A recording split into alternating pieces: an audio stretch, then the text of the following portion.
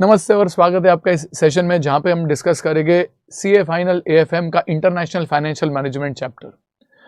इस वीडियो में हम पूरा आईएफएम कवर कर देंगे, तो यहाँ पे आपके सभी concepts, all important questions including super 90 and दूसरे भी जो एलडीआर क्वेश्चंस है पूरा कवर करेंगे। तो इन लेस देन 1 आवर हमारा पूरा IFM at one stop solution आपका हो जाना चाहिए। If you are looking for the English revision video, the link for the same I've shared in the description as well as you can click at the top. So आपका English का revision video can be accessed from there. अच्छा, तो हम continue करते हैं IFM. IFM is a chapter जहाँ पे आप एडवांस कैपिटल बजटिंग का जो NPV IRR टेक्निक्स यूज करते हो एंड फॉरेन एक्सचेंज भी यहाँ पे अप्लाई होता है। तो जनरली अगर एक प्रोजेक्ट आपको सिलेक्ट करना है तो प्रोजेक्ट इवैल्यूएशन के लिए जो सबसे कोर टेक्निक होती है वो होती है NPV. एनपीवी आप कैलकुलेट करते हो present value of cash inflow minus present value of cash outflow. अगर एनपीवी पॉजिटिव है तो प्रोजेक्ट एक्सेप्ट किया जाए, नेगेटिव है तो रिजेक्ट किया जाए। हाउएवर कैपिटल बजटिंग में मोस्ट केसेस में जो आपकी एनपीवी जो आपके कैश फ्लोज है वो आपके लोकल करेंसी में होते हैं। हाउएवर जब भी आप एक इंटरनेशनल प्रोजेक्ट लो तो इट इज पॉसिबल दैट आपको कैश फ्लोज फॉरेन करेंसी में हो एंड हेंस उसके साथ काफी सारे कॉम्प्लिकेशंस आते हैं, जैसे कि आपका एक्सचेंज रेट रिस्क। दूसरा, there can be income tax, जैसे दोनों कंट्रीज में टैक्स लग सकता है या फिर एक विदहोल्डिंग टैक्स लगाया जा सकता है या फिर एक डबल टैक्सेशन अवॉइडेंस एग्रीमेंट हो सकता है एंड हेंस ये एक इंटरनेशनल प्रोजेक्ट को स्लाइटली मोर कॉम्प्लिकेटेड बना देता है as compare to a regular local Indian project. तो यहाँ पे अगर हमें प्रोजेक्ट को इवैल्यूएशन करना है तो हमारे पास दो टेक्निक्स होती है। सबसे पहले हम बोलते हैं home currency approach, that is जो भी आपके फॉरेन के कैश फ्लोज है, लेटर से आपने एक यूएस में प्रोजेक्ट डाला, उसके जो भी कैश फ्लोज आप फोरकास्ट करते हो वो डॉलर्स में होंगे। ये सभी कैश फ्लोज आप कन्वर्ट करें into the Indian, that is a local currency. अभी सवाल उठेगा कौन से रेट पे कन्वर्ट किए जाए। वेल, अगर इमीडिएट कैश फ्लो है तो वो स्पॉट रेट पे होगा। हाउएवर अगर cash flow 1 year 2 year 3 year 4 years down the line है तो एक फॉरवर्ड रेट पे आप उसको कन्वर्ट करोगे। अभी फॉरवर्ड रेट अगर क्वेश्चन में दिया हुआ है, बैंक्स ने जो कोट किया है, तो आप डायरेक्टली वो ले लोगे, और अगर वो क्वेश्चन में नहीं दिया है तो आप इंटरेस्ट रेट पैरिटी या फिर इन्फ्लेशन रेट पैरिटी थियरी जो आप फॉरेन एक्सचेंज में पढ़ते हो उसके बेसिस पे आप फॉरवर्ड रेट कैलकुलेट करोगे और वो आप यूज करोगे for the purpose of your prediction. अभी अगर आपने हर एक कैश फ्लो कन्वर्ट कर दिया इनटू द लोकल करेंसी, तो आपके पास आ गया लोकल करेंसी कैश फ्लोज, उसको आप डिस्काउंट करें eight the local currency discount rate and that will give you the NPV directly in rupees. अभी यहाँ पे एक सवाल उठ सकता है कि अगर आपको क्वेश्चन में रेट दिया हुआ है, कॉस्ट ऑफ कैपिटल सिर्फ बोला हुआ है 15%, हम उसको कैसे समझे कि वो इंडियन करेंसी का कॉस्ट ऑफ कैपिटल है या फिर foreign, that is US currency cost of capital. याद रखें, अनलेस गिवन अदरवाइज एंटिटी के लिए जो अपॉर्चुनिटी कॉस्ट होता है वो उसका लोकल करेंसी अपॉर्चुनिटी कॉस्ट होता है एंड हेंस अगर क्वेश्चन सिर्फ आपको बोलता है कॉस्ट ऑफ कैपिटल इज 15%, आप उसको सेफली अज्यूम कर सकते हो कि वो आपके लोकल करेंसी का कॉस्ट ऑफ कैपिटल रेट है। Across the IFM chapter institute ने ये काफी कंसिस्टेंटली अप्लाई किया हुआ है। सो लेटर से आपको बोला जा रहा है कि रेट ऑफ डिस्काउंट इज 15%, तो आपने जो इंडियन करेंसी कैश फ्लोज है after applying the exchange rates उसको आप डिस्काउंट करोगे एट द रेट ऑफ 15%, आपको एनपीवी आएगा रुपीज में। अगर वो पॉजिटिव है आप उसको एक्सेप्ट करें, नेगेटिव है तो उसको रिजेक्ट करें। ये होता है पहला अप्रोच जिसको हम बोलते हैं home currency approach. Second approach is called as a foreign currency approach. अभी यहाँ पे आप क्या करोगे, आपके जो फॉरेन करेंसी कैश फ्लोज है आप उसको फॉरेन करेंसी में ही रखोगे, you will not convert it into the local currency. तो सर उसको डिस्काउंट किस पे करे, वही सेम 15% पे करे? जी नहीं, याद रखे 15% आपका जो रेट है वो इंडियन करेंसी का रेट है। हाँ तो सर अज्यूम कर लेते हैं वही फॉरेन करेंसी का रेट होगा, डेफिनेटली नो। Sir how? आप ऐसा सोचे कि अगर मैं एक रेगुलर बॉन्ड में इन्वेस्ट करता इंडिया में या फिर एक रेगुलर बॉन्ड में मैं इन्वेस्ट करता यूएस में, तो क्या मेरा रेट सेम होगा? Answer is no, because India और US में let us say to start with inflation is different and hence interest rate is different and hence cost of capital will also be different। जैसे India में risk free rate higher होगा because inflation higher है, तो India में cost of date भी higher होगा। अच्छा, CAPM के through RF plus RM minus RF into beta, तो KE भी हायर होगा एंड एज अ रिजल्ट हम ये काफी सेफली कह सकते हैं कि जो Indian currency discount rate, it will not be the same as a foreign currency discount rate. Like for example, let us say the foreign currency discount rate is 15%. उसके basis पे आपको ढूंढना है, या फिर Indian currency discount rate is 15%, उसके basis पे आपको ढूंढना है कि अगर यही इक्विवेलेंट यूएस में होता तो क्या होता। तो लेट अस से क्वेश्चन आपको देगा इन्फ्लेशन का डेटा, लेट अस से यूएस में इन्फ्लेशन है 2%, इंडिया में इन्फ्लेशन है 10%। इन विच केस आप क्या करोगे, आप ढूंढने की कोशिश करोगे the risk premium. What do you mean by that? देखिए ये जो रेट है 1+ के, लेट से इंडिया में अगर मैं देखूँ मेरा एक्सपेक्टेशन है 15%, सो 1 रुपी पे मेरे को 15% का रिटर्न चाहिए। हावेवर ये मेरे को कॉम्पेंसेशन आएगा for the risk free rate for the time as well as for the risk premium. जैसा प्रोजेक्ट टू प्रोजेक्ट है, अगर एक प्रोजेक्ट का हाई रिस्क है तो मेरे को रिटर्न ज़्यादा चाहिए, लो रिस्क है तो रिलेटिवली लोअर रिटर्न पे भी मैं खुश हूँ। दैट मीन्स 1 प्लस RP, अभी RP is a risk premium and hence अगर आप ये कैलकुलेट करो तो लेट अस से यू विल गेट अराउंड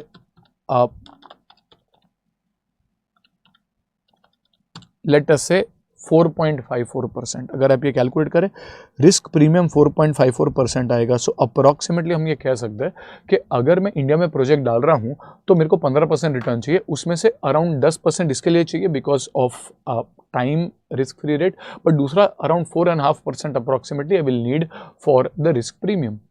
अभी रिस्क प्रीमियम प्रोजेक्ट का अक्रॉस द वर्ल्ड हम मानेंगे सेम होगा। लाइक अगर आप माइन खोद रहे हो इंडिया में या फिर माइन खोद रहे हो यूएस में, तो mine is a risky business as compare to CA coaching class खोलना is a relatively less riskier business and hence हम बोलेंगे mine has a higher risk premium in India, it also has a higher risk premium in the US.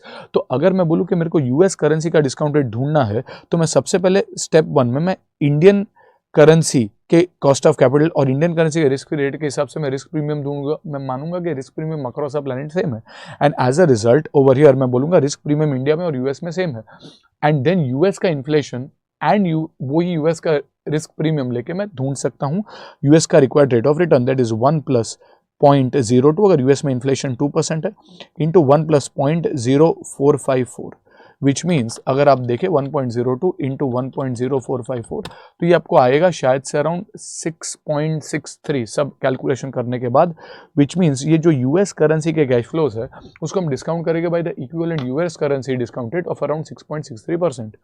अभी ये अगर आप calculation करोगे तो सभी चीज अपने डॉलर में ही रखा है तो आपका एनपीवी भी डॉलर में ही आएगा। अभी आप रहे इंडियन कंपनी, आपको इंडियन करेंसी में देखना है तो याद रखे आपको एनपीवी को कन्वर्ट करना पड़ेगा, बट सर कौन से रेट पे करेंगे? याद रखें NPV is present value, it is a net present value, आज की प्रेजेंट वैल्यू है एंड हेंस उसको आप कन्वर्ट करोगे at today's spot rate. Sir but cash flows तो फ्यूचर में थे, हाँ बट अगर मैं एनपीवी निकालूं तो मैंने present value of cash inflows निकाल दिए। That means let us say someone was telling you that I will pay you $10, $20, $30, $40 over 4 years, instead how much would be the present value instead of paying that if you had to pay today, तो आप कितना present value pay करोगे? That is your present value and present value आज के दिन का होता है एंड हेंस आप उसको मल्टीप्लाई करोगे by the spot rate and hence ये आपको दे देगा फॉरेन करेंसी कैश फ्लोस के बेसिस पे NPV. Generally most of the times आपका आंसर अप्रोक्सीमेटली सेम रहेगा वेदर आप होम करेंसी अप्रोच लो या फिर फॉरेन करेंसी अप्रोच लो, एज लॉन्ग एज आपने consistently foreign currency cash flows को डिस्काउंट किया at the foreign currency rate, local currency cash flows को discount किया at the local currency rate. अभी यहाँ पे कॉम्प्लेक्सिटी एक आ सकता है आगे कि आपको क्वेश्चन दे सकता है इन्फ्लेशन। अगर इन्फ्लेशन है तो cash flows can be before adjusting inflation, इसको बोले जाते हैं रियल कैश फ्लोस, या फिर they can be after adjusting inflation जिसको बोला जाता है नॉमिनल कैश फ्लोस। अभी यहाँ पे भी एक कंसिस्टेंट रूल आपको अप्लाई करना है कि अगर कैश फ्लोस में इन्फ्लेशन का इफेक्ट है तो डिस्काउंट भी आपको करना चाहिए by the nominal rate that is after considering the effect of inflation.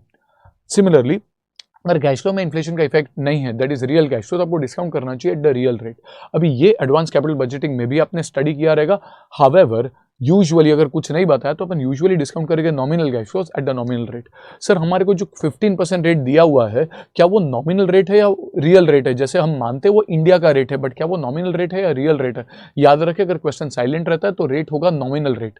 क्यों? बिकॉज जब आप 15% कॉस्ट ऑफ कैपिटल कैलकुलेट करते हो तो आपने लिया रहेगा CKE using CAPM RF plus RM minus RF into beta. तो जो RF है वो तो मार्केट में जो रेट चल रहा है उसके बेसिस पे है and that is after considering inflation. जैसे इंडिया में इन्फ्लेशन हाई है तो RF भी हाई होगा, RF हाई है तो KE भी हाई है, KD भी हाई है, everything is higher and hence ये जो रेट आपको क्वेश्चन में सिर्फ दिया हुआ है तो हम मानेंगे ये नॉमिनल करेंसी नॉमिनल रेट है एंड उसको डिस्काउंट करना चाहिए बाय नॉमिनल कैश फ्लोस।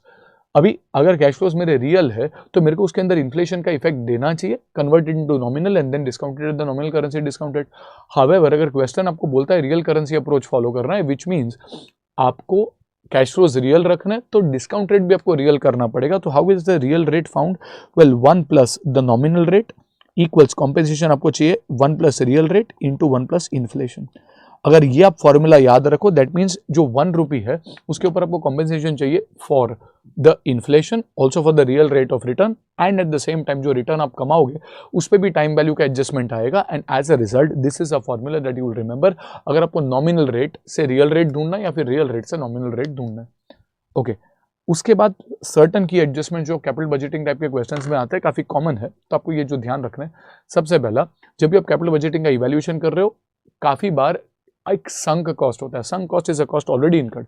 जैसे आपने एक मशीन ऑलरेडी खरीद कर रखा था थोड़े साल पहले, then that cost is irrelevant in making decisions because वो कॉस्ट ऑलरेडी इनकर हो चुका है। आपको लेने चाहिए सिर्फ relevant cost, that is a cost that will be saved if you don't take the project, which will be incurred if you take the project. Sunk cost यानी डूबा हुआ खर्चा, ये खर्चा तो डूब चुका, and hence you will not take sunk cost into the evaluation. Another example of the sunk cost is जब भी अपन वर्किंग करते हैं, लेट्स से आपने सोचा कि एक पर्टिकुलर प्रोजेक्ट मेरे को लेना है, तो अब तक मार्केटिंग सर्वे किया, सर्वे कर दिया, उसके बाद अभी आप सोच रहे हो कि मैं प्रोजेक्ट लूँ या ना लूँ, बट सर्वे तो हो चुका है, हेंस उसके पीछे जो खर्चा आपने कर दिया वो तो संक हो गया। आप याद रखें, ये बोलने के लिए ईजी है, but as a practical life a lot of times it happens कि आप ये चीज इग्नोर नहीं कर सकते हो। जैसे फॉर एग्जांपल, आप अगर जैसे एनालॉजी के भाई, अगर मैं कोई बस स्टॉप पे 1 घंटे से खड़ा हूं, अभी मैं वो मेरे को बस पकड़ने के ही जाना है, व्हाई? बिकॉज मैंने 1 घंटा ऑलरेडी इन्वेस्ट कर दिया, बट वो तो हो चुका। So we say that is sunk, that is already taken, so that is sunk cost. हम याद रखें, that is to be ignored while making capital budgeting decisions. Secondly, when you are looking at overheads, usually अगर आप एक नया machine लो या फिर एक नया एसेट लो और उसके साथ एक एडिशनल ओवरहेड्स आ रहे हैं, लाइक फॉर एग्जांपल आपने नया मशीन लिया, it is compulsory to get this machine insured, and hence वो आपने एडिशनल कॉस्ट इनकर किया, that is additional incremental overheads that is relevant in decision making. However कितनी बार क्या होता है कि आपका एक जनरल ओवरहेड होता है और वो आपने, लेट्स से एक फैक्ट्री है, फैक्ट्री में 4 मशीन है, आपने वो फैक्ट्री का जो रेंट है वो आप 4 मशीन पे एलोकेट कर रहे हो यूजिंग अब्जॉर्प्शन कॉस्टिंग। अभी वो 4 में से आपने एक मशीन को निकाल के दूसरा एक नया मशीन डाला, in which case that same factory rent will now be allocated to the new machine. Is that an additional cost? जी नहीं, वेदर ये मशीन है नहीं है, मेरा फैक्ट्री का रेंट तो कांस्टेंट है। तो कितनी बार क्वेश्चन आपको बोलता है कि overheads which are absorbed, additional overheads which are absorbed, अरे ये तो अब्सॉर्प्शन, ये तो सिर्फ एलोकेटेड है, these are not incremental overheads, and hence आप याद रखें additional overheads which are just absorbed और एलोकेटेड, इसको आपको इग्नोर करना है for the purpose of capital budgeting evaluation. Third, काफी इंपॉर्टेंट है वर्किंग कैपिटल। जैसे आप जब भी प्रोजेक्ट इवैल्यूएशन करते हो तो इनिशियली आप कंसिडर करोगे प्लांट एंड मशीनरी वगैरह का इन्वेस्टमेंट। जैसे अगर आपको एक नया गाड़ी का शोरूम खोलना है तो उसके अंदर जो भी प्लांट मशीनरी लगेगा आप कैश आउटफ्लो के तरीके से काउंट करोगे, but at the same time showroom में आपको इन्वेंट्री भी रखनी पड़ेगी, आपको गाड़ियां खरीदनी पड़ेगी। अभी अगर आपने ऑडी का शोरूम खोला तो वो 10 गाड़ी जो आपको खरीदने काफ़ी महंगी होगी, या फिर फॉर एग्जांपल आपने एक ऑटो रिक्शा का शोरूम खोला तो जो 10 ऑटो रिक्शाज है वो रिलेटिवली सस्ते हो गए। तो जो आपने इन्वेंट्री में इन्वेस्टमेंट किया, that is a working capital investment. Working capital आप याद रखें इनिशियल इन्वेस्टमेंट में ऐड होना चाहिए, like the plant and machinery investment plus the working capital investment. Apart from that, eight the end of the projects life usually क्या होता है कि आपका फिक्स्ड एसेट सैल्वेज वैल्यू वापस देता है। However working capital is circulating capital, which means अगर आपके पास 10 गाड़ियां है, आपने इन्वेस्ट किया 10 गाड़ी के पीछे लेट से 5 करोड़ इन्वेस्ट किया, अभी आपने 10 गाड़ी बेची, आपको लेटर से 5 करोड़ आया, बट ये 5 crore is not freely available, आपको ये वापस इन्वेस्ट करना पड़ेगा टू बाय न्यू 10 कार्स।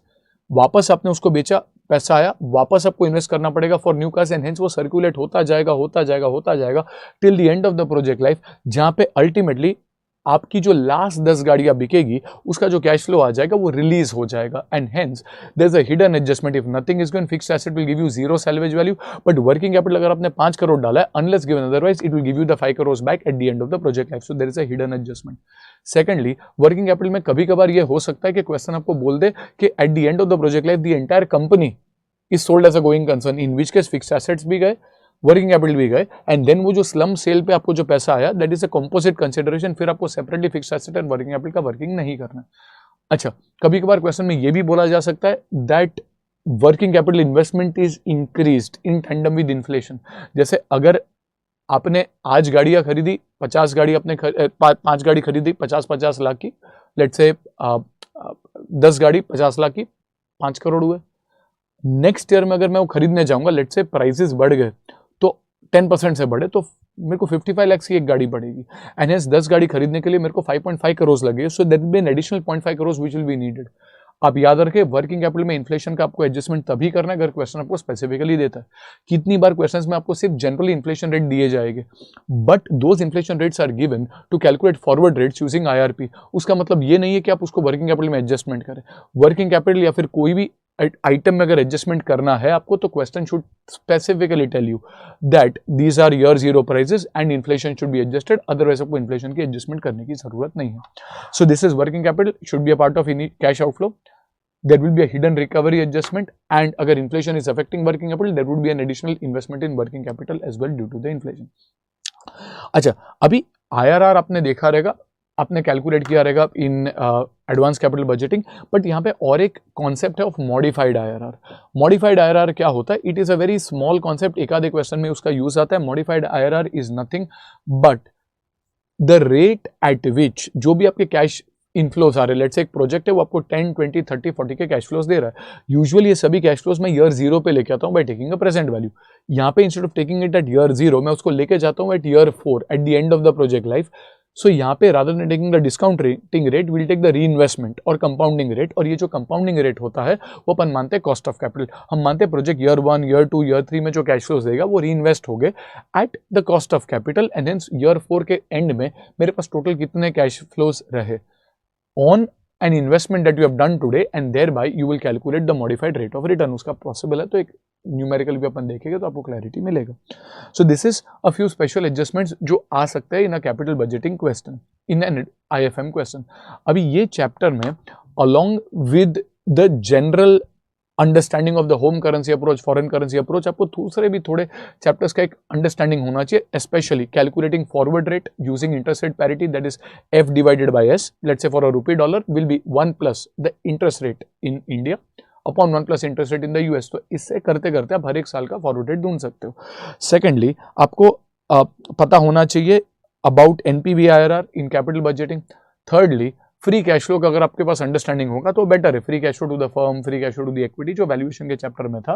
तो बेसिकली वहां पे अपन कैसे करते हैं, पैट प्लस डेप्रिसिएशन आपका कैश फ्लो होगा, then minus fix capital investment minus working capital investment करते करते आपको फ्री कैश फ्लो आएगा. Not doing it separately. अगर आपको फ्री कैश फ्लो का डिस्कशन देखना है तो आप सेपरेटली जो हमारा वैल्यूएशन ऑफ इक्विटी है उसमें आप रिव्यू कर सकते हो. And third, in certain questions because of this project being a different project, यहाँ पे आप अपने खुद के कंपनी का डायरेक्टली बीटा लो ऐसा जरूरी नहीं. जैसे मैं हूँ रिलायंस, अभी मैं एंटर करता हूँ एक नए सेगमेंट में, जैसे अभी एक bottled water Campa Cola enter कर रहा है इन बॉटल्ड वाटर सेगमेंट. अभी मैं जब भी एंटर करता हूँ तो रिलायंस का जो खुद का बीटा है वो इतना हेल्पफुल नहीं है, बिकॉज वो तो पेट्रोलियम और रिलायंस का जो टेलीकॉम बिजनेस है उसका बीटा है. अभी मैं बॉटल्ड वाटर सेगमेंट में जाता हूँ तो मैं एक प्रॉक्सी कंपनी ढूंढूंगा, जैसे बिस्लरी है, जैसे एक्वाफिना है, मैं उनका बीटा लूंगा.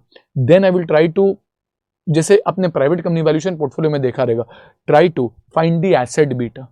जैसे एक फॉर्मूला होता है, beta of asset is equal to beta of equity into debt into equity upon debt into 1 minus T plus equity. अभी वही एसेट बीटा के कंसीडर करके मैं मेरी कंपनी के डेट टू इक्विटी के हिसाब से मेरा बीटा ढूंढूंगा. ये आपने पोर्टफोलियो में देखा रहेगा. तो ये 3-4 कॉन्सेप्ट है, अगर आप ये ब्रश अप करके रखें तो ये चैप्टर आप और अच्छी तरीके से हैंडल कर सकते हो. Other than that there is a concept called as adjusted NPV. आप याद रखें कि आपको कॉन्सेप्ट तभी ही अप्लाई करना है अगर क्वेश्चन आपको स्पेसिफिकली देता है. और आपके स्टडी मैट में क्वेश्चन है, अपन आज उसको डिस्कस भी करेंगे. एडजस्टेड NPV क्या होता है, दैट यूजुअली हम क्या करते हैं, अपन जितने भी कैश फ्लोज है प्रोजेक्ट के, वो सभी कैश फ्लोज के बेसिस पे अपन एक सिंगल डिस्काउंट रेट लेते हैं और आप NPV ढूंढ लेते हैं. हावेवर जैसे आपने सी इंटरमीडिएट में देखा होगा, there are 2 types of risks that are there on the company. एक होता है ऑपरेटिंग रिस्क, एक होता है फाइनेंशियल रिस्क. तो ऑपरेटिंग लेवरेज आप निकालते थे, फाइनेंशियल लेवरेज निकालते थे, और देन एक कंबाइंड लेवरेज निकालते थे जहां पे आप दोनों को कंसीडर करते हैं. अच्छा, सिमिलरली जो आपका कॉस्ट ऑफ कैपिटल होता है वो कंसीडर करता है आपका ओवरऑल रिस्क, जहां पे आपका बिजनेस है, जैसे आपका डेट टू इक्विटी, वो सब कंसीडर करके वो एक सिंगल रेट ढूंढता है. And you discount the cash flows at the WACC और द कॉस्ट ऑफ कैपिटल, तो आपका NPV आएगा. हावेवर ऑपरेटिंग कैश फ्लोज में have a different risk, financing cash flows में हैव अ डिफरेंट रिस्क. जैसे operating cash flows है, जैसे आपने एक प्रोजेक्ट लिया तो उसका जो आपका सेल्स हो रहा है, जो आपके ऑपरेटिंग खर्चे, सैलरीज के, कंस्ट्रक्शन के, ये सब ऑपरेटिंग खर्चे.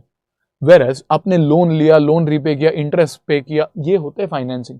सो adjusted NPV approach says that the operating cash flows जो आपके है should be discounted at the operating rate had there been no debt, and the financing cash flows that is loan taken, loan repaid, interest after considering all tax adjustment should be discounted at the cash flow which is relevant for financing, जो होता है cost of debt. अभी यहाँ पे institute का material में एक ही सम है, तो अपन इंस्टीट्यूट जैसा करता है वैसा ही करेंगे. तो इंस्टीट्यूट यहाँ पे लेता है For discounting operating cash flows, it will take the cost of capital. Had this been a 100% equity company, which is logical, had there been no debt, तो मैं purely operating in nature देखता हूँ, तो जो discounting rate होना चाहिए. And if I take a financing cash flows, then I will take the discount rate as the cost of debt. Institute देखता है pre-tax. Ideally मेरे हिसाब से होना चाहिए post-tax cost of debt, but Institute ये specific working के लिए था pre-tax cost of normalized debt. We will do that in a sum. तो यहाँ पे ये आपको एक brief understanding देता है regarding the concept of international financial management. हम यहाँ पे क्या करेंगे, काफी सारे सम्स है, थोड़े सम्स हमारे सुपर 90 के फाइल के हैं, थोड़े सम्स हमारे जो LDR वाले हैं, हम यहाँ पे सब कुछ डिस्कस कर लेंगे सो दैट अगर आप इतने सम्स देख लो तो आपको ब्रॉडली IFM में जो एग्जाम में आता है वो आप मैनेज कर पाओगे.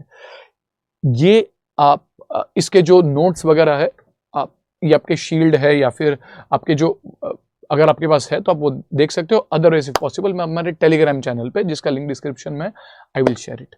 ठीक है, तो चलिए अपन रिव्यू करते हैं थोड़े क्वेश्चंस. यहाँ पे हमारे को पूरे चैप्टर का ओवरव्यू आ जाना चाहिए. ठीक है, क्वेश्चन 14 है. अभी there is a company DK investing in Sri Lanka. The investment is LKR 25 billion and the current spot rate of exchange is INR LKR 0.37. Throughout this chapter यहाँ पे जो रेट्स दिए हुए रहेंगे वो लिटरली इंटरप्रेट होता है, अनलाइक फॉरेन एक्सचेंज जहाँ पे आपको थोड़ा कॉम्प्लिकेशन आएगा. थ्रू आउट IFM इंस्टीट्यूट ने सब जगह पे इसको लिटरली इंटरप्रेट किया. सो this is rupees per LKR of around 0.37. The risk-free rate in India is 6% and the same in Sri Lanka is 5.02%.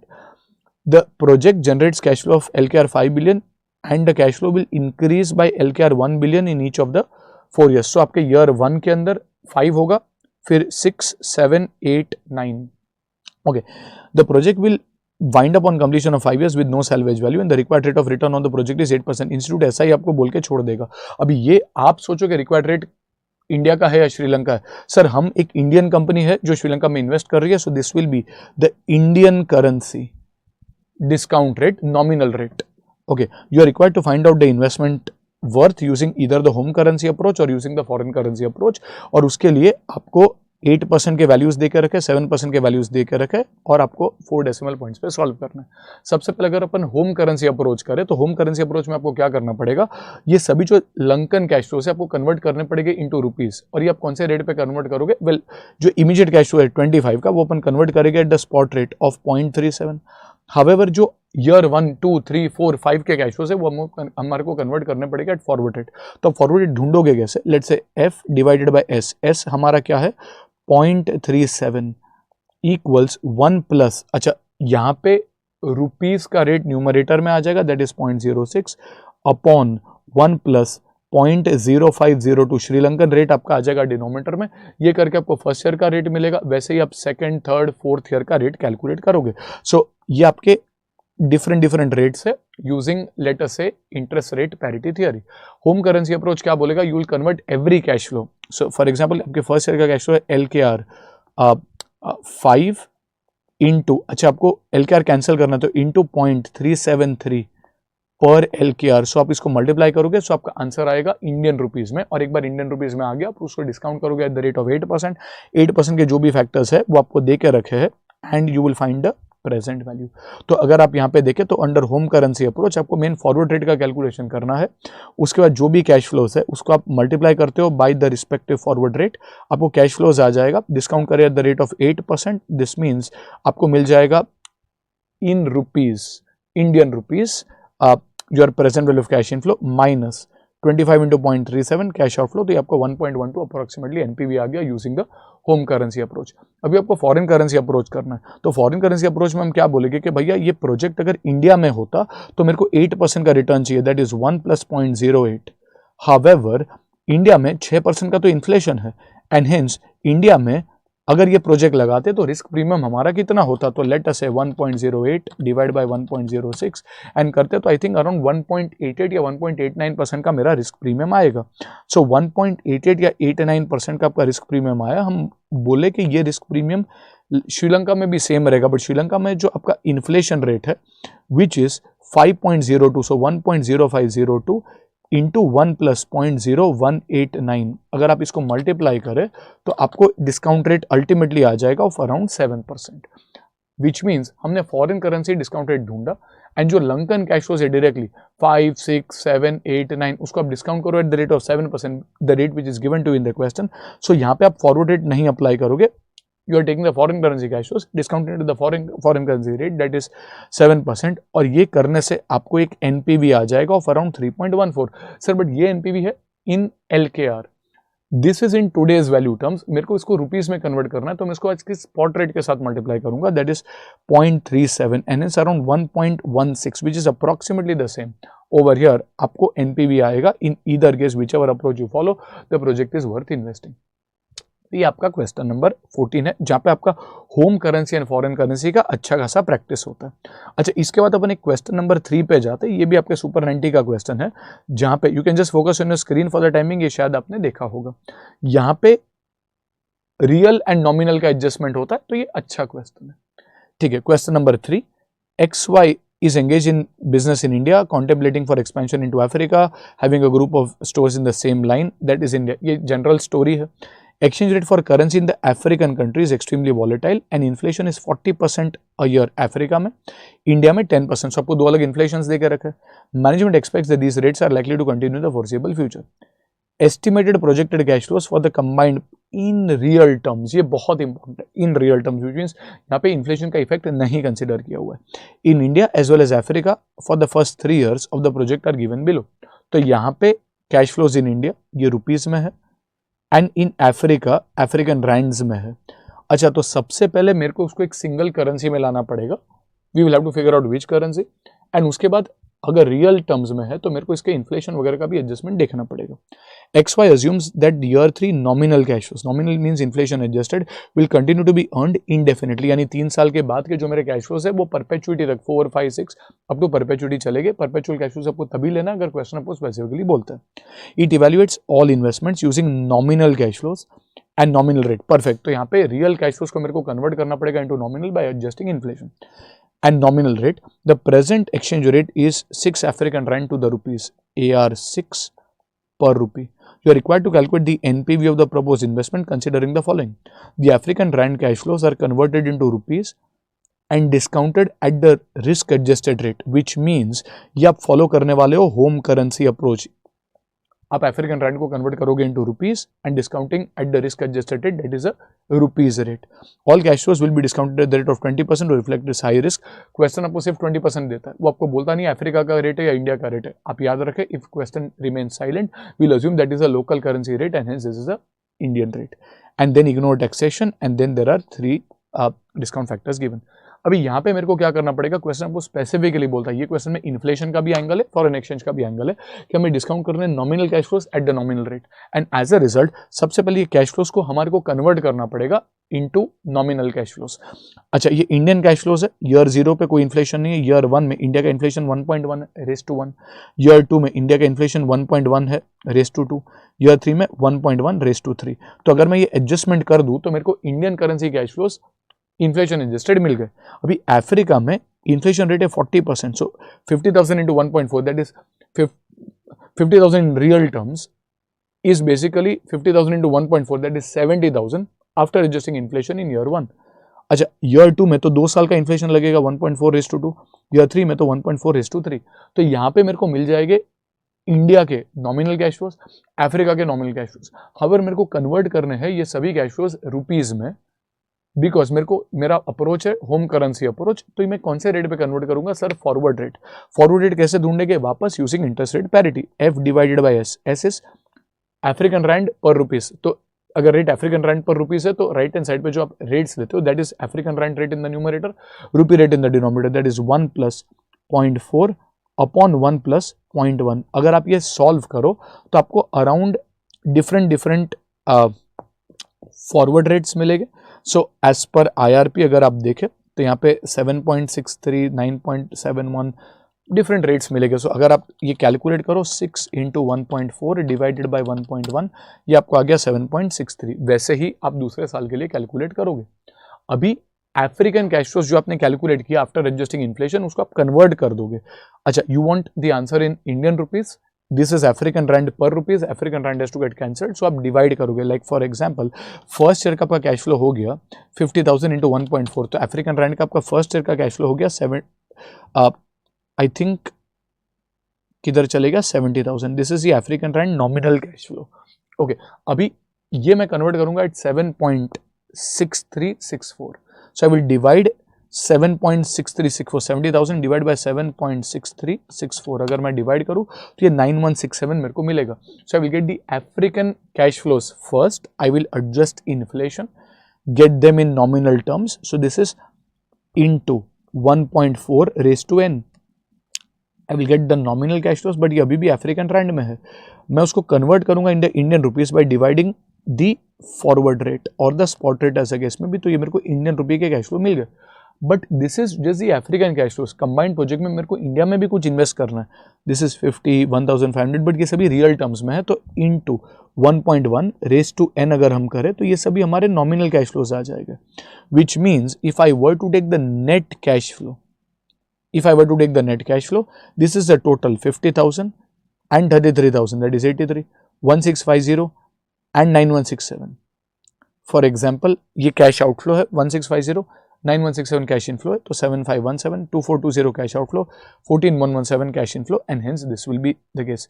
अगर आपको यानी यहाँ पे हमने इसको solve किया हुआ है काफ़ी डिटेल में. सो हमने फॉरवर्ड रेट फाइंड किया यूजिंग IRP, उसके बाद इन्फ्लेशन का एडजस्टमेंट किया तो नॉमिनल कैश फ्लो ढूंढा अफ्रीकन रैंड का, उसके बाद हमने उसको कन्वर्ट कर दिया in rupees, then real cash flow जो इंडिया का है इनटू इन्फ्लेशन एडजस्ट किया 10%, and then nominal cash flow India का लिया, and then total cash flow जो हमारा आया हर एक साल का, ये मेरा टोटल कैश फ्लो आया.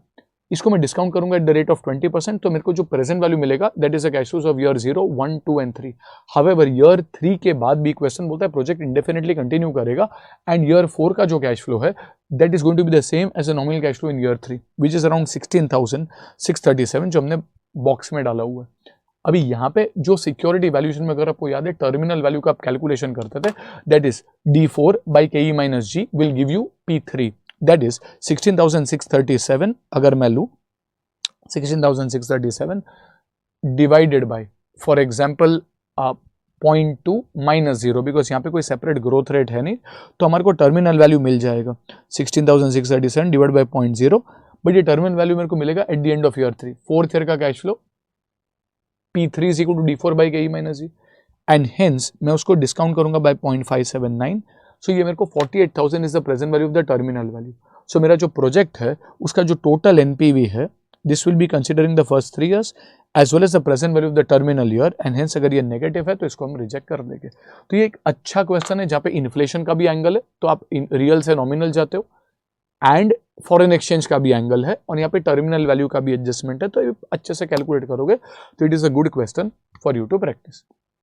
ठीक है सर. अभी इसके बाद अगर आप जाओगे क्वेश्चन नंबर 7 पे, ये भी एक अच्छा क्वेश्चन है, ये शायद हमारे सुपर 90 के फाइल के अंदर भी है. क्वेश्चन नंबर 7 यहाँ पे एक टिपिकल कैपिटल बजटिंग का क्वेश्चन है. आपको बोला गया एक मल्टीनेशनल कंपनी इस प्लान को set up a subsidiary in India where it was earlier exporting in view of the growing demand and competition from other MNCs. तो अभी हम जैसे टेस्ला है अभी इंडिया में अपनी खुद की सब्सिडरी खोल रही है. The initial project cost of plant and machinery is estimated to be 500 million, तो ये आपका कैश आउटफ्लो होगा 500 million. The working capital requirements are estimated to be 50 million, तो ये भी आपका कैश आउटफ्लो होगा इनिशियली. दैट मींस आपका टोटल 550 का कैश आउटफ्लो है. The company follow straight line method of depreciation. Depreciation आपका मशीनरी पे होता है, एंड डेप्रिसिएशन रेलेवेंट तभी होता है अगर टैक्स रेट है, बिकॉज आपको टैक्स सेविंग देता है.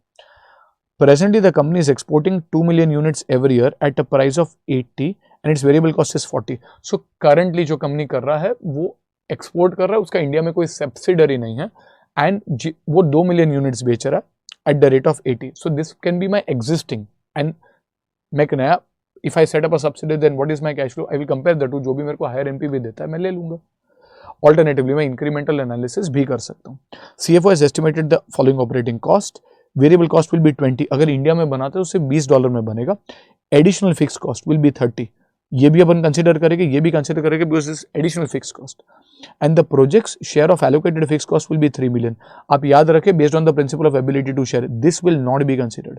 Y? Because this is just an allocation. ये 3 मिलियन कोई एडिशनल कॉस्ट नहीं है, ये मियरली एक एलोकेशन है, एंड हेंस अपन इसको इग्नोर करेंगे। Production capacity in India will be 5 million. जैसे अपन एक्सपोर्ट कर रहे थे तो रिलेटिवली कम था। जैसे आप देखोगे फरारी है, लंबोर्गिनी है, वो इंडिया में काफ़ी कम दिखते हैं बिकॉज उनका इंडिया में सब्सिडरी या मैन्युफैक्चरिंग है नहीं, तो फिर काफ़ी कम बिकते हैं। बट अगर इंडिया में यूनिट है ऑपरेशन, जैसे मर्सिडीज है, BMW है, तो उनके काफ़ी ज़्यादा गाड़ी भी दिखते हैं। Expected useful life of the project is 5 years with no salvage. Working capital requirement existing of the production and sale of 2 million units through exports was 15। आप याद रखें, हम ऑलरेडी एक्सपोर्ट कर रहे हैं एंड हेंस ये $15 मिलियन ऑलरेडी इन्वेस्टेड है। I will not consider this to be an additional investment if I continue exporting because this is already there existing. Okay, sunk in nature. Export of the product in the coming year will decrease to 1.5। अच्छा, पहले 2 था, but अगर मैं continue करता हूं तो in the future unit से 1.5 हो गए। In case the company does not open subsidiary in India in view of the presence of competing MNCs who are setting up subsidiaries in India, the tax rate is 35%, required rate of return on the project is 12%। अभी ये problem है, वापस required rate कौन सा है? हम एक multinational company है, US कंपनी है, एंड हम इंडिया में प्रोजेक्ट डालने का सोच रहे हैं, विच मीन्स ये जो भी रेट है ये हमारी US कंपनी या फिर MNC का रेट है, and usually if nothing is given this we will assume is the dollar rate. Sir project India में डाल रहे हैं, हाँ, बट आप इंडियन कंपनी नहीं हो, आप US कंपनी हो, तो आपके लिए जो रेट दिया हुआ है वो आपकी करेंसी का रेट होगा। एंड थैंकफुली यहाँ पे जो पूरे क्वेश्चन में कैश फ्लोस है वो भी डॉलर्स में है, तो यहाँ पे आपको ये रुपये में कन्वर्जन करने के लिए कोई रिक्वायरमेंट है नहीं। इनफैक्ट रेट भी आपको दिया नहीं है, and hence the only way you can solve is discounting the dollar cash flows which are given in the question with the dollar rate जो आपके पास है। Assuming there will be no variation in exchange rate and all profits will be repatriated, there will be no withholding tax, NPV ढूंढे of the proposed project in India at 12% you have been given factors। तो अभी मैं यहाँ पे क्या prefer करता हूँ solve करने को, इंस्टीट्यूट ने यहाँ पे डायरेक्टली इंक्रीमेंटल एनालिसिस किया, बट यहाँ पे मैं प्रेफर करता हूँ to evaluate both project separately. That is if I continue exporting to India, अच्छा if I continue exporting to India I will earn $80 on every product. अच्छा, बट $80 के सामने मेरे को $40 का खर्चा होएगा, बिकॉज मैं अगर एक्सपोर्ट करूँ तो वेरिएबल कॉस्ट 40 है, which means $40 is my contribution per unit, and going forward there will be 1.5 million units, which means 40 into 1.5 that is $60 का मेरे पास आप let's say profit होगा। अभी यहाँ पे in the continuing export case और कोई इन्वेस्टमेंट यानी और कोई फिक्स एसेट या कुछ है नहीं, एंड हेंस कोई डेप्रिसिएशन है नहीं, तो 60 में से मैं लेस करूँगा tax is at around 35%, and hence I will get around $39. This is a cash flow जो मैं कमाऊंगा in year 1, 2, 3, 4 and 5। अच्छा, but this is $39 in year 1, 2, 3, 4 and 5। Separately कोई इन्फ्लेशन का डेटा है नहीं, तो हम यही कंसिडर करेंगे into the present value annuity factor at the rate of 12% for 5 years, and hence ये आपको दे देगा total cash inflow। If I can just pull that up, ये जो क्वेश्चन हमने सॉल्व किया यहाँ पे let's say जो हमारा वर्किंग था 80 minus 20, ये तो सेकंड वाले केस का है, लेट्स से फर्स्ट वाले केस का मैंने यहाँ पे वर्किंग आपको डिस्कस कर लिया। This is for example 39 into, अच्छा what is the 12% total factor, एक सेकंड अगर मैं देखूँ तो ये हो जाएगा आपका आई थिंक 3.6048, तो ये आपका हो जाएगा 39 इंटू 3.6048। सर इसके अलावा मेरे को इमीडिएटली कुछ भी इन्वेस्ट करना है क्या? नहीं सर, फिक्स एसेट का तो है नहीं, बट वर्किंग कैपिटल का भी जरूरत नहीं है because that is already there. अभी इंस्टीट्यूट ने यहाँ पे डायरेक्टली कंसिडर किया हुआ है कि 15 का जो ऑलरेडी है वो इन्वेस्टमेंट रहेगा। हावेवर ईयर 5 पे there will be a release, ये जो 15 है वो अभी हम इन्वेस्ट तो नहीं कर रहे, बट ईयर 5 पे वो रिलीज होगा। सो this is 15 into 0.5674, so 15 into 0.5674 ये आपको आ जाएगा 8.51, एंड हेंस आपका जो टोटल कैश इनफ्लो है वो अराउंड 149.1 आएगा। If you were to continue, it's a positive NPV और कोई खर्चा है नहीं। However what if I set up a subsidiary in India, अच्छा if I set up a subsidiary in India तो मेरा $500 का खर्चा होएगा इनिशियली फॉर द प्लांट, $50 का खर्चा होएगा वर्किंग कैपिटल का इन इंडिया। हावेवर अगर मैं इंडिया में सेटअप कर रहा हूं तो मेरे को जो यूएस का सेटअप है वो नहीं चाहिए, विच मीन्स जो 15 है 15 वो मेरे को नहीं चाहिए, and that will B immediately released, and hence मेरा नेट 535 का ईयर 0 पे खर्चा होगा। इसके सामने मेरे लिए कैश इनफ्लोस क्या हो गए 80 minus 20, will be my variable cost. अच्छा, ये होगा पर यूनिट। अभी यहाँ पे मेरा जो बिगेस्ट गेन है इस, अभी मैं 5 मिलियन यूनिट्स बेचूंगा एंड हेंस मेरा टोटल कंट्रीब्यूशन होगा 300। अभी 300 में से मैं लेस करूंगा fix cost which is around 30। This is additional fix cost, मैं एलोकेटेड जो है वो नहीं देख रहा हूँ। And depreciation will be 500 divided by 5, I believe 100 and hence अगर आप यहाँ पे करें तो आई बिलीव ये आपका आ जाएगा 170। अब ये 170 में से आप लेस करोगे tax of around 35%, which means ये आपको 110.5 आपका पैट आएगा। बट डेप्रिसिएशन एड बैक करने के बाद you will get 210.5 as your annual cash inflow. अभी ये जो एनुअल कैश इनफ्लो है वो आप मल्टीप्लाई करोगे by the annuity factor 3.6048 and hence you will get around कितना नंबर है 758.81। 758.81 आपका कैश इनफ्लो होगा प्रेजेंट वैल्यू टर्म्स में। जैसे इनिशियली आपके 535 का कैश आउटफ्लो हुआ। Is there anything else? जी हाँ sir, there will be a release in working capital. जो मैंने 50 इन्वेस्ट किया वो 50 रिलीज होगा and hence 50 into, if I go to see यहाँ पे 758 and there is a release 50 into 0.5674, this is 28.37। अगर मैं यहाँ पे एनपीवी ढूंढूं तो initially I will get a 758 का कैश इनफ्लो, 550 का कैश आउटफ्लो, अनदर 15 जो इनिशियल मैंने नेट 535 ले लिया था एंड 28.37, तो ये आपको 252 का एनपीवी आता है। This is higher than 149 and hence आप ये प्रोजेक्ट को एक्सेप्ट करोगे। ओके, सो ये कवर कर देता है आपका क्वेश्चन नंबर 7। वैसे दूसरा एक क्वेश्चन भी है यहाँ पे, अगर आप देखें क्वेश्चन नंबर 8, बट यहाँ पे टू बी ऑनेस्ट अगर आपने 7 देख लिया तो 8 में कुछ खास है नहीं except for this working of modified internal rate of return. तो ये क्वेश्चन में क्या है, अगर मैं पूरा रीड ना करूं तो यहाँ पे वो सेम है, नेपाली करेंसी के कैश फ्लोज है एंड इंडियन करेंसी के कैश फ्लोज है। अगर आपने क्वेश्चन 3 कर लिया है, क्वेश्चन 7 कर दिया, तो ये बहुत ही बेसिक क्वेश्चन है। यहाँ पे सिर्फ मॉडिफाइड IRR आपको देखना है। तो यहाँ पे क्या हो रहा है, आपको क्लियरली बोला हुआ है ये कैश फ्लोज नॉमिनल टर्म्स में, बिकॉज ये कैश फ्लोज नॉमिनल टर्म्स में, आपको यहाँ पे इन्फ्लेशन का सेपरेटली एडजस्टमेंट नहीं करना है। बट आपको ये भी बोला है XYZ evaluates all investments by using 9%, Nepali cash flows are invested in NC, Nepali cash flows are converted to Indian rupees at the forward rate. तो आपको बैठ के यहाँ पे सबसे पहले फॉरवर्ड रेट ढूंढना पड़ेगा यूजिंग IRP, जो आप ढूंढ लोगे। Then I will convert the Nepali cash flows which are already inflation adjusted into rupees, तो ये आपने कन्वर्ट कर दिया Nepali cash flows into rupees and then Nepali cash flows along with Indian cash flows, अब टोटल कैश फ्लोज लगाओ 9% and that will give you NPV। NPV is negative, you will reject the project. अभी यहाँ पे question आपको separately क्या बोलता है, calculate करें modified internal rate of return. What does MIRR mean? Modified rate of return means these cash flows that you have, कितने cash flows है 4.479, 6.53, 7.09, ये आप ईयर 1 में आपको मिल रहा है। अच्छा, which means if you have to reinvest and it's a 3 year life, आप इसको री इन्वेस्ट करोगे फॉर 2 years। कौन से रेट पे करें? Eight the cost of capital 1.09 (2). इसको री इन्वेस्टमेंट करेंगे फॉर 1 year 1.09 (1), एंड इसको री इन्वेस्टमेंट करेंगे, वेल ये लास्ट पॉइंट भी है, तो 0, which means if I were to take these 3 cash flows and I were to reinvest, अगर मैं ये वर्किंग करता तो मेरी जो टोटल कैश फ्लोज आएगी वो 19.53 आएगी। विच मीन्स मैं ये कह सकता हूँ कि अगर मैंने स्टार्टिंग में 15 जो कंपाउंड इंटरेस्ट का फॉर्मूला है A is equal to P into 1 + R⁻n, तो अगर मैंने स्टार्टिंग में 15.525 इन्वेस्ट किया, वो अल्टीमेटली बन जाएगा 19.53 एट वॉट रेट 1 + R⁻3। तो ये जो R निकलेगा वो आपका मॉडिफाइड IRR है, where you are taking the projects cash flows and assuming they will reinvest at the cost of capital, find the total future value which is around 19.53, compare it with the initial investment of around 15.525 and what is the rate, that is a modified IRR। अगर आप इसको calculate करो तो around 7.72% आएगा। अच्छा, तो ये आपका क्वेश्चन 8 का जो मॉडिफाइड IRR का है वो पार्ट है। अदर देन दैट ये जो आपके क्वेश्चन 10 है, अगर आपने क्वेश्चन 7 कर लिया तो ठीक ठाक ही। अच्छा, question number 12 is on adjusted present value concept. ये जो आपका APV का कॉन्सेप्ट है वो यहाँ पे टेस्ट हो रहा है। अच्छा, multinational company of TL is engaged in construction of infrastructure project proposed to construct a toll road in Nepal is under consideration of the management। तो आपको थोड़ा डेटा देकर रखा हुआ है, तो यहाँ पे अल्टीमेटली अगर आप देखो तो क्या पूछा है, you are required to advise the management on viability of the proposal using adjusted net present value method.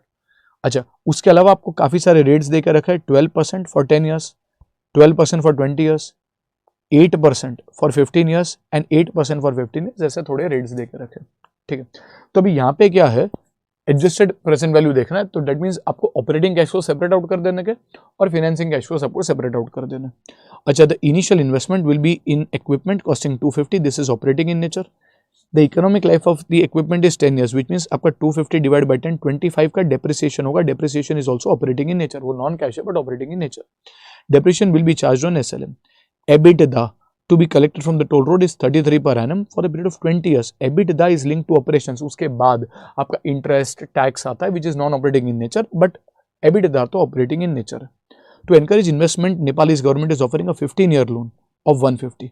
अच्छा, this is financing in nature, अगर आप लोन लो this is financing in nature. Interest rate is 6% per annum, ये incentivise rate है and interest to be paid annually, which means 150 into 6%, ये जो आपका आएगा $9 का आपका ब्याज है। This is clearly financing in nature. The loan is to be repaid at the end of 15 year in one tranche, तो ये जो रिपेमेंट आप करोगे प्रिंसिपल का, this is also financing cash flow. आप जो लोन लेते हो 150 का ईयर 0 पे, वो फाइनेंसिंग, 9 लाख का जो आप इंटरेस्ट एवरी ईयर पे करते हो वो फाइनेंसिंग, एंड अल्टीमेटली 150 जो रिपे करोगे वो भी financing. The required rate of return for the project under all equity financing is 12%, which means अगर मैं डेट देखता ही नहीं तो ऑपरेटिंग डिस्काउंट रेट मेरा 12% है, तो जो भी मेरे ऑपरेटिंग कैश फ्लोस है वो मेरे को डिस्काउंट करने हैं at the rate of 12%। The post tax cost of debt is 5.6%। Ideally मेरे को यही लेना चाहिए बट इंस्टीट्यूट कुछ और करता है। कॉर्पोरेट टैक्स रेट इज 30%, ठीक है। All cash flows will be in USD, ignore inflation. अच्छा, अभी मैं क्या करूंगा, मैं एडजस्टेड प्रेजेंट वैल्यू मेथड लेता हूं, तो मैं सबसे पहले यहाँ पे ढूंढने की कोशिश करूंगा my operating cash flow. So when I look at the operating cash flows, 250 is my operating cash outflow, perfect. Second, मेरे ऑपरेटिंग कैश फ्लो, मेरी जो EBITDA है 33 इन each year for the next 20 years है, तो 33 है माइनस डेप्रिसिएशन। डेप्रिसिएशन पहले 10 साल के लिए आएगा 25 का, सो 33 minus 25 that is 8 for the first 10 years and the next 10 years वो 33 ही रहेगा। सो this is 8 and this is 33। Now this will give you for example EBIT। Ideally EBIT के साथ आपको लेस करना चाहिए इंटरेस्ट, बट अगर आप उसको लेस कर दोगे then you are not going to be able to evaluate the operating and financing cash flow separately and hence interest का अपन separate evaluation करेंगे। So यहाँ पे अपन 8 and 33 में से ही लेस कर देते हैं 30% टैक्स, तो आपको मिल जाएगा profit after tax, add back depreciation and hence ये आपके कैश फ्लोज आए जो आप डिस्काउंट करोगे at the rate of 12%, which will give you 172 and 42 and hence 214। It is important to note that अगर यहाँ पे सिर्फ इक्विटी फाइनेंस प्रोजेक्ट होता तो एनपीवी नेगेटिव आ जाएगा, 250 का कैश आउटफ्लो, 214 का कैश इनफ्लो और कुछ है ही नहीं, NPV would have become negative. But आपने डेट लिया और शायद नेपाली गवर्नमेंट आपको डेट के लिए इंसेंटिवाइज कर रहा है, तो जब भी आपने डेट लिया 150 का कैश इनफ्लो आया, ओके 150 का cash inflow, apart from that $9 का इंटरेस्ट है, बट याद रखें $9 will also give you tax saving. If interest is financing in nature, the tax saving on that is also due to financing and hence 9 into आप 1 - T करोगे into the present value factor. अब ये कौन से rate पे discount किया जाए, देखिए क्वेश्चन आपको क्लियरली बोलता है कि 15 ईयर्स के लिए जो रेट दिया हुआ है वो 8% है। अभी 8% कहां से आया पता नहीं, दो टेक्निकल ईयर आप देखो तो post tax cost of debt is 5.6%, this is post tax and the tax is 30%। So अगर आप 5.6% डिवाइडेड बाय 1 - T करते हो तो आपको 8% मिलेगा। This is the pre tax cost of normalized date.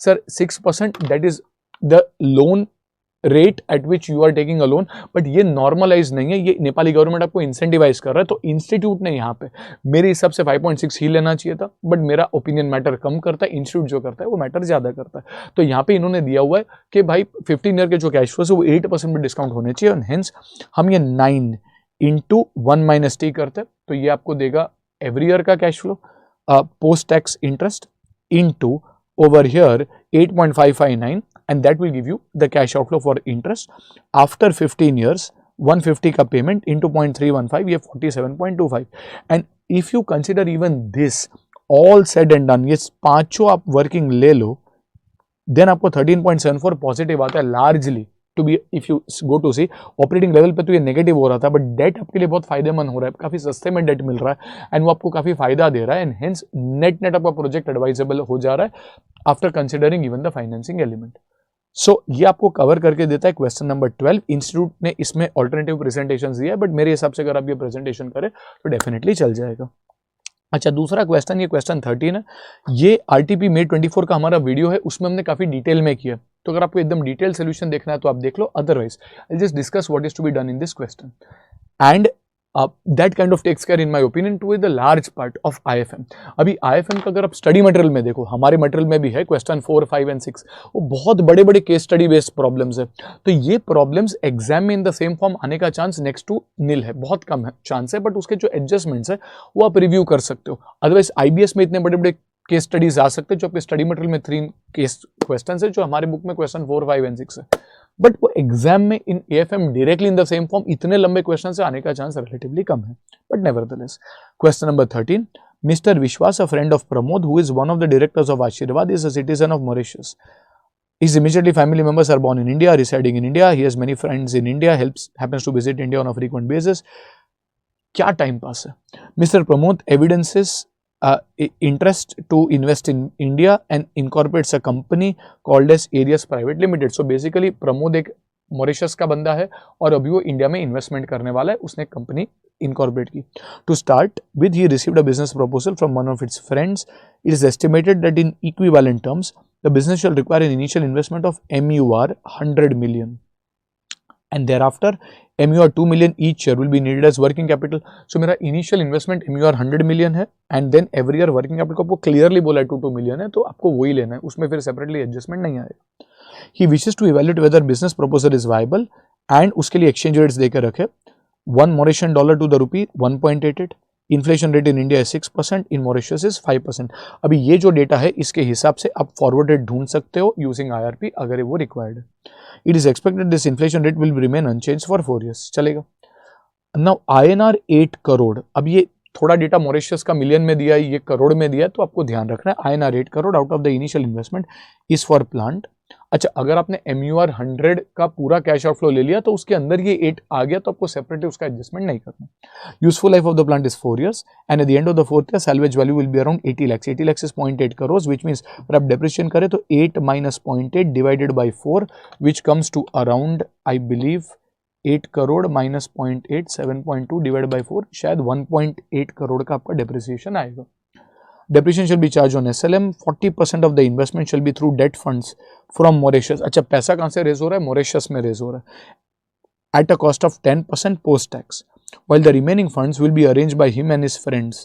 अच्छा, ये जो बंदा है वो तो मॉरिशस का बंदा है, एंड वैसे कोई आर्ग्यू कर सकता है फ्रेंड्स इंडिया के भी है, वैसे मॉरिशस के भी हो सकते हैं, but if he is a Mauritius person ideally he will raise his funds in Mauritius.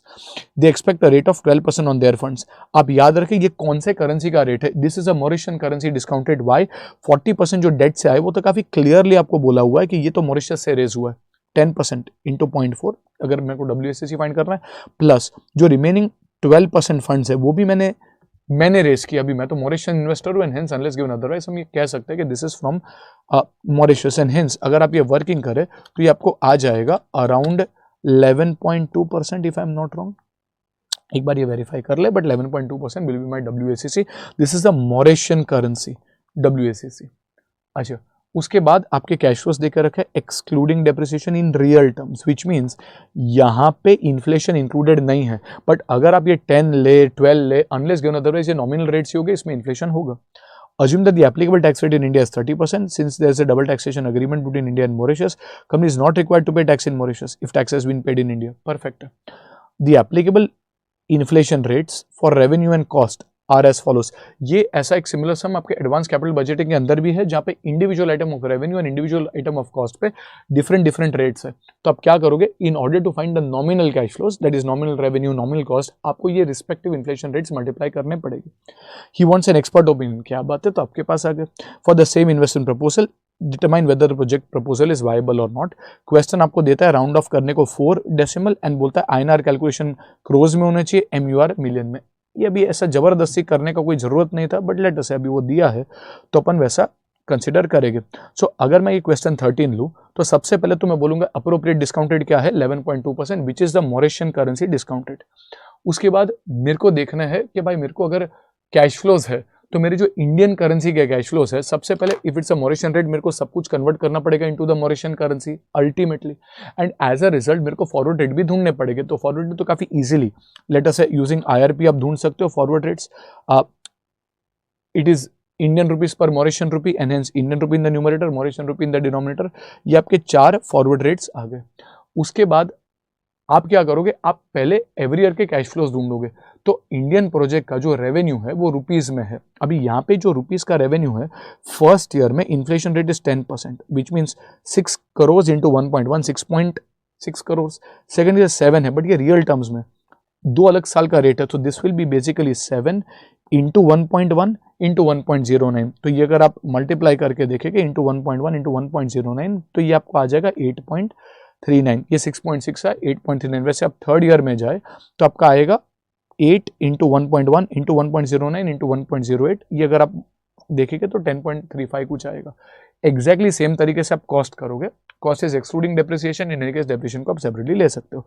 तो 1, 2 एंड 3 कॉस्ट आइटम्स को आप मल्टीप्लाई करो and hence you will get the cost. तो यहाँ पे कोई बड़ा बात नहीं है, आप ये कैलकुलेट कर लोगे। हावेवर यहाँ पे टैक्स रेट भी है तो डेप्रिसिएशन लेना पड़ेगा। डेप्रिसिएशन हमने फाइंड किया is 1.8 crore, everything is in crore and hence आपको मिल जाएगा प्रॉफिट बिफोर टैक्स। एक बार आपको प्रॉफिट बिफोर टैक्स मिल गया, माइनस आपने टैक्स कर दिया एट द रेट ऑफ 30%, आपको पैट मिल गया, प्लस एड बैक डेप्रिसिएशन कर दिया, तो आपको कैश इनफ्लो मिल गया। हर एक साल का आपके पास कैश इनफ्लो आ गया। हावेवर अगर मेरे को एनपीवी ढूंढना है तो मेरे को कैश आउटफ्लो देखना है। अच्छा, cash outflow will be 100 MUR at year 0, then 2 MUR in each year. क्यों हो रहा है? Working capital. बट याद रखे ये इन्वेस्टमेंट वर्किंग कैपिटल का होगा तो रुपीज में, एंड एज अ रिजल्ट हमारे को ध्यान रखना है कि भाई सैल्वेज वैल्यू तो रुपीज में 0.8 करोड़ दिया हुआ है, but release of working capital कितना है पता नहीं है। In rupees you will have to find it and hence we will try to find कि भैया ये जो मेरा वर्किंग कैपिटल इन्वेस्टमेंट है वो कितना है।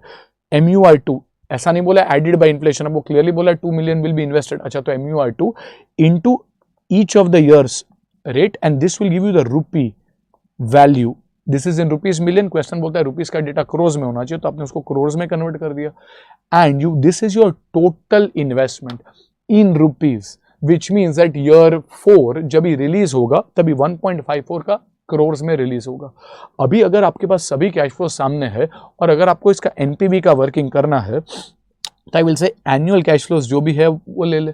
उसके अलावा जो भी वर्किंग कैपिटल में इन्वेस्टमेंट हुआ, ये जो आपने वर्किंग नोट में देखा, ये जो पिंक में हाईलाइटेड है वो आपने ले लिया, and then working capital release, the total of that वो आ गया रुपीज में, apart from that salvage value. तो ये करने से आपको रुपी बेस्ड कैश फ्लोज मिल गए। वैसे इनिशियली आपका जो इन्वेस्टमेंट हुआ MUR 100, उसको भी अगर आप रुपीज में कन्वर्ट करो तो 18.8 करोड़ हो जाएगा। So all of this is in rupees. अभी मेरा जो डिस्काउंट रेट, बंदा मिस्टेक कभी कर सकता है, वो बोलते हैं हाँ चलो इसको डिस्काउंट करो 11.2%। जी नहीं, याद रखे 11.2% रेज हुआ है फ्रॉम मोरेशन फंड्स एंड हेंस अपने को कन्वर्ट करने पड़ेंगे ये सभी कैश फ्लोज इनटू रुपीज, और आप ये कन्वर्ट करोगे एट द रिस्पेक्टिव रेट जो आपने कैलकुलेट किए रुपीज से मोरेशन रुपीज में, एंड हेंस ये आपको कैश फ्लोज आए मोरेशन रुपीज करोड़, आप उसको कन्वर्ट कर दो इनटू मिलियन, बिकॉज क्वेश्चन आपको बोलता है कि भाई मोरेशन वैल्यूज मिलियन में होना चाहिए, एंड देन फाइनली आप 11.2 से आप उसको एडजस्ट करो एंड एनपीवी आपको आएगा in the Mauritian currency, that is the individuals home currency.